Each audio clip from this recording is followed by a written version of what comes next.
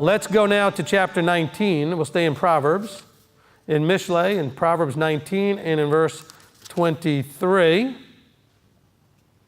The fear of Yahweh leads to life, and he remains satisfied, and he is not visited by evil. Well, I probably could do a whole teaching just on this verse. The fear of Yahweh leads to life. Very simple, very straightforward. If you fear him, then the things you will do, the steps you will take, the actions that will come forth, the fruit that you will bear will lead to life. Remember the process? We said you fear him, then you walk in all his ways, and you love him, you serve him, and guard his commands. Okay, so that fear leads to that process leads to life. However, he does say in the verse here, as we're reading the whole thing, he says, however, that person remains satisfied. So I want you to take a big caution there. If you're not fearing Yahweh properly, you may end up dissatisfied. And being dissatisfied leads to evil. Okay, he says, and he remains satisfied and he's not visited by evil. But some of us have a problem being satisfied because we crave and we want and we desire. You know, this couple of weeks of Torah portions that we've been going through, talk about that at times, and as you go through Deuteronomy and other places, they had, but it wasn't good enough. They wanted more, and they wanted more, and they wanted more, right? As we go through different Torah portions, we read, he fed them with the manna. Oh no, we want meat. They fed him with the meat. Oh no, we're thirsty. Gave him water. Oh no, they're never satisfied. Are you walking in a state of dissatisfaction? Or are you satisfied?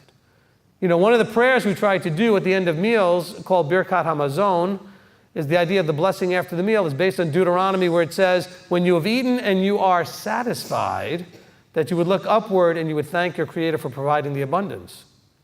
The problem is, we eat and we're not satisfied. We receive and we're not satisfied. We're blessed and we're not satisfied. Well, if you're not satisfied, you may be visited by evil. Now, I'm not just the one saying it, I'm reading it to you. That's all I'm doing. Okay? He says here that if you fear Yahweh, that fear is going to lead to life, and you shall remain satisfied. The he there is small letters. It's you he's talking about here. And the person who's fearing Yahweh shall remain satisfied. See, if you fear him, you would be satisfied, because whatever he gives you would be sufficient. There's a song we sing during Passover at times. It's called Dayenu. Okay, Dayenu means it would have been sufficient or it would have been enough. In other words, we would have been satisfied. And the song basically goes through the story of the Exodus. Said, had he brought us out of Egypt and done nothing else, that would have been enough. Had he brought us out of Egypt and brought us to Mount Sinai to get the Torah, that would have been enough. Had he brought us through the water and brought us out to the other side, all of these things are finished with a Dayenu saying that would have been enough. But we crave, and that's our flesh that craves. It's our self-sovereignty that craves, that desires, and that craving desire leads to being visited by evil. And so here's a big, stark encouragement and warning in just one verse there. It says, if you want life, fear Yahweh, and then remain satisfied. Remain satisfied. That doesn't mean that you're not asking and seeking to understand more so you can grow more, but it's that fleshly desire of dissatisfaction that leads to bitterness, that leads to all kinds of distraction that can get you in trouble. Because then you start seeking to fulfill that craving at the expense of what Yahweh says.